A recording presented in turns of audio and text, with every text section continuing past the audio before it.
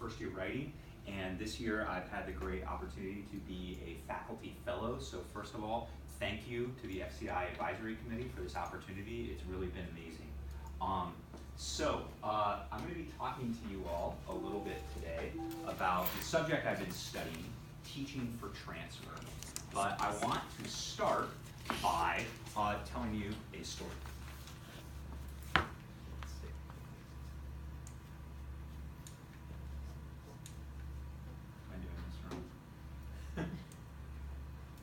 Just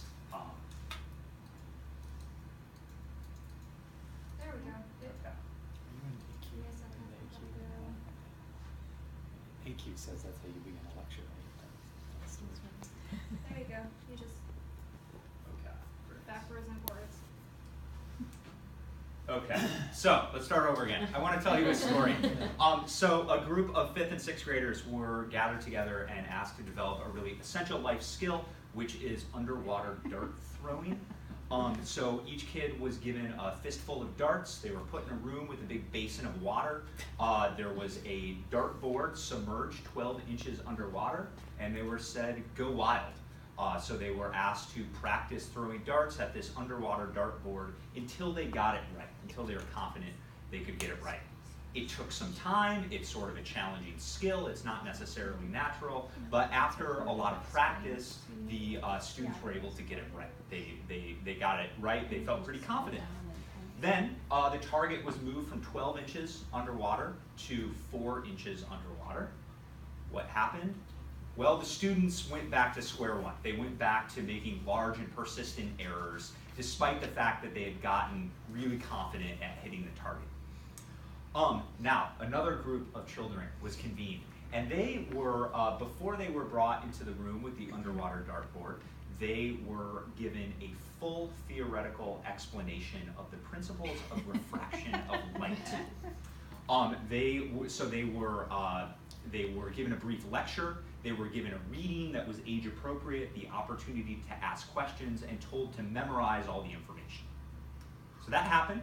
The next day, students, given the darts, brought into the room with the basin of water, dartboards 12 inches underwater. What do you think happened? The same thing as the first group. They were really bad at it. It took them a long time to overcome those large persistent errors and be able to hit the target. But, and here's the really interesting thing, when the target was moved, when it was moved from 12 inches to 4 inches underwater, the second group, the group that was armed with this theory, was able to adjust much more quickly and be accurate underwater dart throwers more quickly. So, this is only one study. I'm pretty sure at least part of it is apocryphal, although it has been repeated with BB guns and 13-year-old boys, so I'd love to have been on that IRB. But there are some takeaways that I think we can think about. First of all, initial struggle was necessary. At first, theory didn't replace practice or learning by doing. This initial learning took some time, took repetition, but practice on its own didn't help performance in a changed context. The knowledge gained through practice was too contextualized. It was overly contextualized by the specific conditions. Secondly, abstracted knowledge, or what I'm calling theory, really didn't have any value until there was a problem to solve or a situation in which to employ it. Theory only became important when the context changed. But even in this context where the task was pretty darn similar, abstract knowledge or theoretical knowledge enhanced performance. And then finally, it appears that application of these physical principles, not memorization, not testing, application was what solidified understanding of abstract knowledge. So, this is just kind of an example to illustrate the subject that I've been learning about as a faculty fellow this year, which is learning transfer. So today I want to provide a quick overview of some general principles, explain how I'm using these principles in my teaching in first year writing right now, and I'll conclude with some observations and some next steps.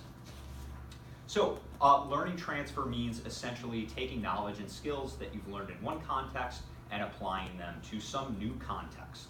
It's the assumption behind everything we do as educators, we're assuming that this happens. And yet, as we've already seen today, it's not that simple. It doesn't always happen that way. It's a well-researched concept. I've been guided by a number of texts that I put up here, and I'm just going to send a couple of books around the room for you to peruse as you will. So first of all, Solomon and Perkins are kind of the main theorists here. You can sort of send these books around. Thanks. Solomon and Perkins are the main theorists. They're like the Beatles of learning transfer. How people learn is a large-scale lit review of educational research, and it's written in an accessible language that even I can understand. So that's a great book. And then a key writing research project that's explained in a book called Writing Across Context, and we'll talk about that in a minute. So I've learned some basic principles through all of this research. First of all, we're not blank slates. What we learned yesterday affects what we're able to learn today and how we're able to learn it, how likely we're able to learn it. Prior learning can be helpful, or it can impede our success. It can help us learn new things, or it can keep us from learning new things, plus or minus. Learning contexts are similar sometimes they're very different. Understanding and appreciating these similarities and differences is really key to being able to transfer learning. Finally, Perkins and Solomon make a distinction between low-road transfer or automatic transfer, things you do without thinking of it, and what they call high-road or mindful transfer. And they say something that I think is really key that we're going to look at again in a minute. Mindful or high-road transfer requires, quote, deliberate, effortful abstraction and a search for connections. In other words, as we saw with the darts, being armed with a theory helps you prepare you for a new challenge. So here's the thing. Little of what we do in college teaching is actually designed to help students transfer. How people learn paints a picture that many of us might recognize if we're being honest. I know I do. We often teach concepts in such a specific context, such a specific subject area or set of problems that students don't necessarily see how what they're learning in this class can apply in other concepts. We overly contextualize our assignments, the tasks, the concepts that we ask students to do. Specifically in the writing classroom, we don't insist that students develop a common vocabulary. Our students often leave thinking that the subject of a writing class was not writing, but it was pop culture, or the connections between technology and culture, or the personal essay, or whatever theme that they happen to write about in that class. So, with all of this in mind, I've come up with some goals for my own classes, and I'm thinking primarily of EN 105, first year writing here. First, I want my students this year to use reflection to develop a conceptual understanding of big, broad rhetorical principles having to do with writing. This has always been a goal, but I know that it's not always achieved, and I think I know why, and I'll talk about that in a minute. I also wanted to make sure that my students right away in their first year writing class had the opportunity to write to different audiences for different purposes using different genres. In other words, getting practice in varied contexts. I also wanted to test some specific aspects of a curriculum recommended in the Writing Across Context books, specifically centering writing instruction on a set of key terms or key concepts and a sequence of assignments that is recommended in that book. So, what did this mean practically? There's a lot of things that I've done differently this year, that are new approaches that I'm testing, but they really kind of boil down to two big themes. First of all, what writing is configured differently. In my previous classes, writing really meant responding, or it meant exploring, or sometimes arguing a claim. Maybe you respond to a text or respond to a discussion we've had in class. Maybe you argue a claim to sort of a non-specific audience, or something like that. We've moved from writing as responding to writing as problem solving, writing as a way of connecting with audiences, or as deciding how best to send a message. I'm also finding that my assignments are changing. I'm no longer assigning specific subjects or genres or even asking students to emulate a certain type of writing that we've been reading. Instead, I'm assigning problems. I'm assigning contexts. I'm asking students, here's a problem, use what you know about writing to solve this problem using writing. And it's a very different approach. And maybe in the Q&A we can talk a little bit more about that. One of the things that this problem-based approach it forces students to make choices and be responsible for those choices, rather than asking me, what do you want on this, what do you want on that, the thing that the writing teacher hears over and over and over and gets really sick of. Now I'm able to say, well, what's your problem? How are you going to use the concepts from this class to solve this problem? And that's very new in a writing class. It also forces students to connect the key terms or key concepts to different problems. I've seen in the past that I might teach particular vocabulary, students memorize them, they can show that they understand them in quizzes, but they don't seem to be applying this writing vocabulary to any of the actual writing that they're doing. It's like bifurcated in their minds. So I mentioned key terms. These are the key terms I've focused on. You can see that they're not grammatical terms, they're not really literary terms. They're terms you would use to talk about a writing problem or a writing situation. They're rhetorical terms. As I said, in the past, I've worked with these terms, I've taught them to students, but students haven't seemed to really make the connection between what these vocab words have to do with the writing assignments. So, and I know I'm going through this real quickly, so we can have lots of time for Q&A. What works? First of all, it's clear to me that this emphasis on common class vocabulary is really important. I've seen students use these key terms to analyze many contexts, many problems, to understand their own situations as students. Reflection is now much more formal. There's more weight placed on it. There are much more precise directions. I explain to students why they're doing these things. It accomplishes a couple goals. First, it helps students monitor their own learning and understanding. It helps me see who in the class is really getting it and who needs more help. It gives the students a place to practice using these writing terms. And it helps students come up with ideas for their own writing. This problem-based approach, as I've already described, enhances student engagement, and we'll see that in just a minute. Readings in writing theory, really I was scared of. I was scared of assigning them some sort of rhetorical theory. I can see Emily smiling. Why? Right. But they really have become little Peter Elbows. Yeah. They've their understandings of what writing means is much more complex now than writing equals good grammar, or even writing means appealing to your audience. They're saying much more complex and thoughtful things about writing. Finally, and I've known this for a long time, students need to be able to make choices. That is really key. It's key to engagement, it's key to learning. They need to be able to choose what they write about, and they need to be responsible for the implications of those choices. What do students say about the new approach? These were the concepts they found most important: audience, purpose, reflection, and exigence. They found the final assignment, which was really this sort of training wheels off, no more hand-holding, find a problem and use writing to solve it. They found that a really meaningful project. That was by far the thing they mentioned most often when I asked which assignment was most helpful.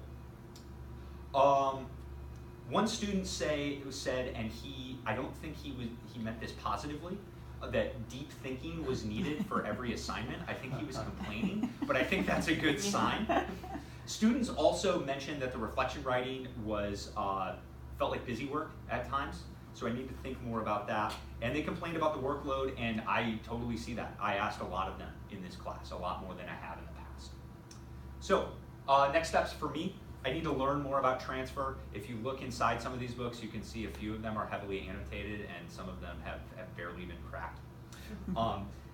So I need to do more to understand where students are coming from, what their beliefs are, what their knowledge is about writing when they're coming into the classroom. I think I neglected that this time around. I need to figure out how to gauge the effects of this course. of whether this actually helps students transfer their writing knowledge to new situations. And it's actually given me a way to think about my own courses in a new way. So I'm not thinking about this class as a list of topics or a list of readings, even as a list of assignments or activities or experiences, or certainly not as a set of core learning outcomes, which I'll be honest with people in this room is a genre that I personally detest. Rather, I'm thinking about the course as sort of a compendium of expert vocabulary. At the end of this course, you'll be able to use these terms confidently to talk about subjects. Speaking of which, here's how I'm thinking about adjusting these terms for the next time I teach this class. In blue is what students really latched onto, I need to emphasize. The concept of discourse community, I think, is too complex to wedge into this class. So that's a big, just a quick update on where I'm at. A parting thought, just because I love this quote from Perkins and Solomon. Mindful or high road transfer involves deliberate, effortful abstraction and a search for connections. This I'm proposing needs to be the goal of every single course, single course that we teach. Students need to work through their own theoretical understanding of the subject matter, of the most important concepts of the course, in order to be able to apply them to their later challenges.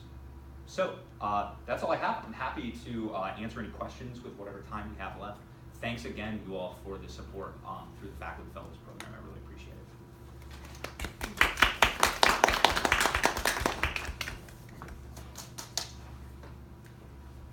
I'm curious. Oh, sorry. Yeah. Go ahead, Mike. Reflective writing feels like busy work. Yeah. Tell me about your response to that statement in this regard. Does the student usually know what the student needs?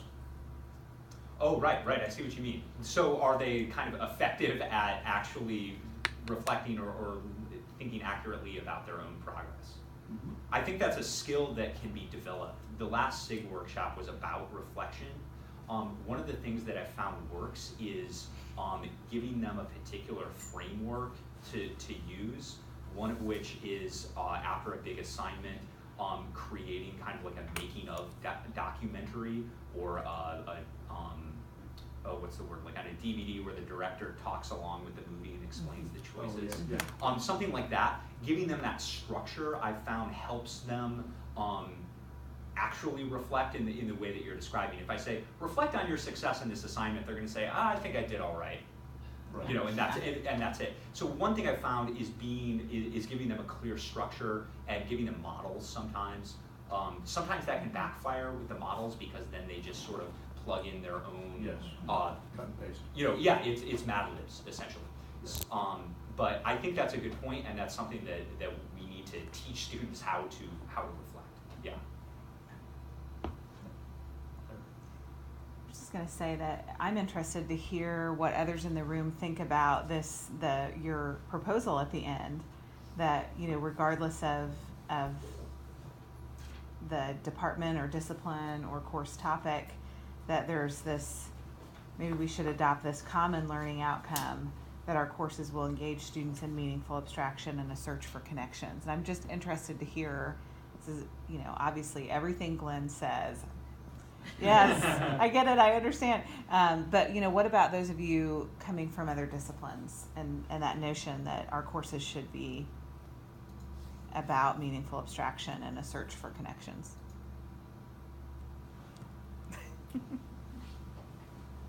I teach in the graduate program in adult education, and we have courses on innovation and learning, that type of thing, and I think transfer is essential.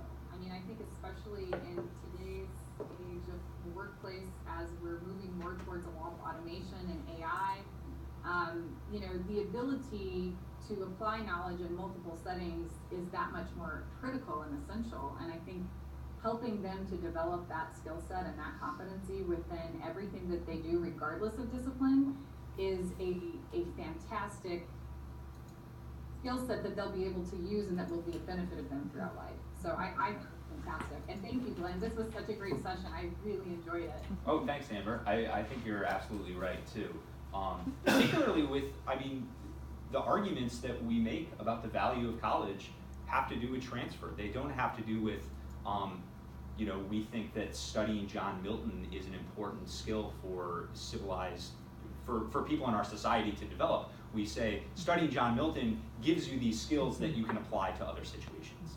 And we make that argument a lot, and I'm not totally positive that we actually teach students how to do that part, how to do the transfer part.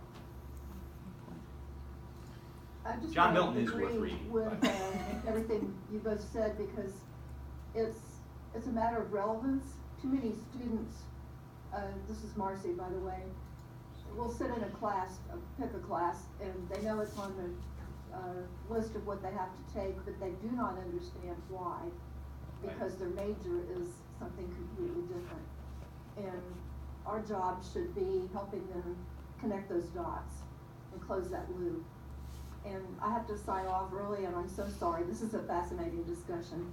Thanks very much. Thank you, Marcy. Thanks.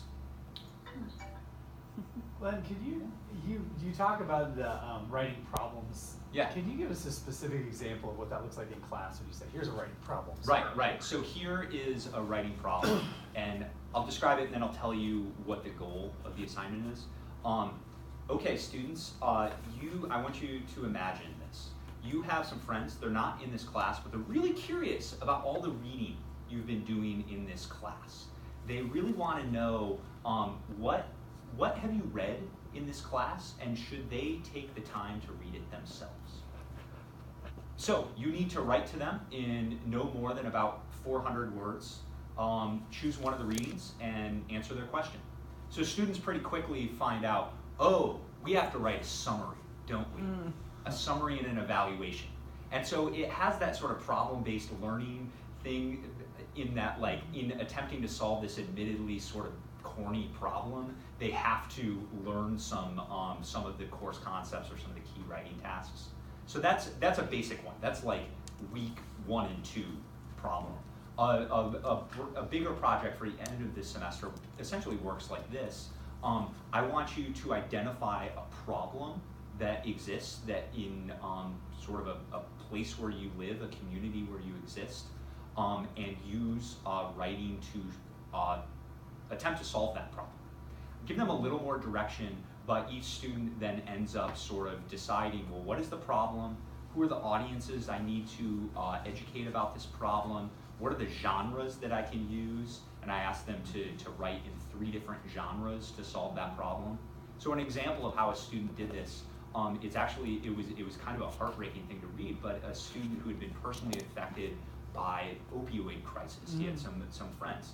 And so he wrote kind of a personal essay explaining anonymously kind of his friend's story and what happened, and how a sports injury in high school led to this awful addiction problem. He made an infographic for the web. He used a web tool to just sort of have some basic facts about opioids, some of the numbers, and so on. And then he made a T-shirt that was just a very simple T-shirt that had a number of some kind of national crisis hotline and some basic sort of a striking fact. I don't even remember what it was.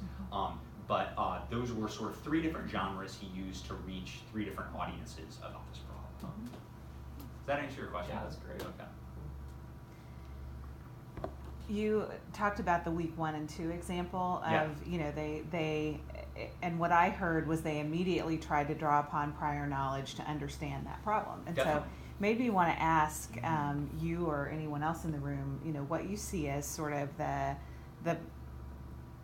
what you see as prior knowledge that represents the greatest barrier. Because some of our prior knowledge is a good, like you said, it can be an enhancement or it can work against learning. So, what forms of prior knowledge it would fall into the negative category that you've seen, or others, students bring to computer science classes this prior knowledge that they got to unlearn.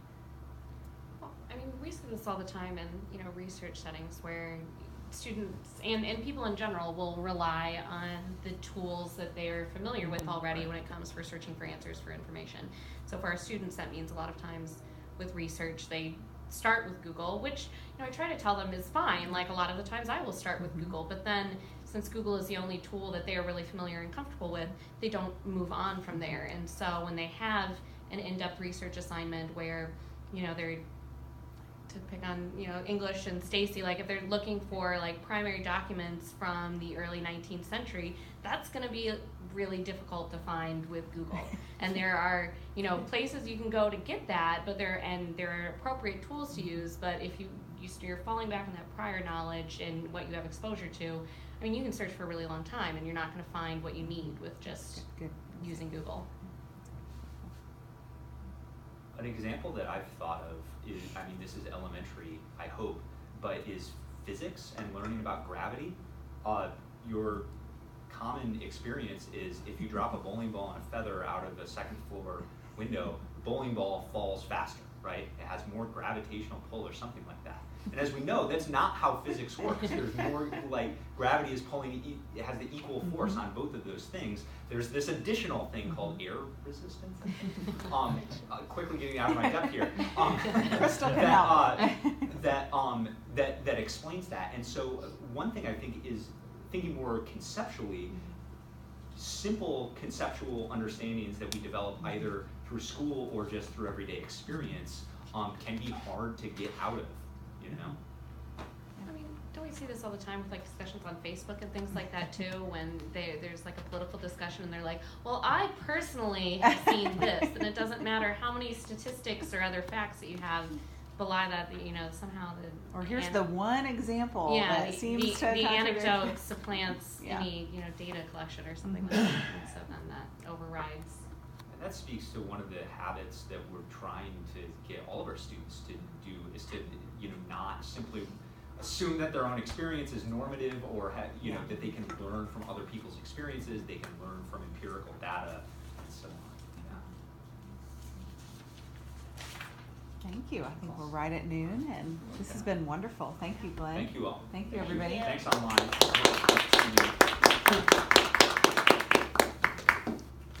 Join us in March.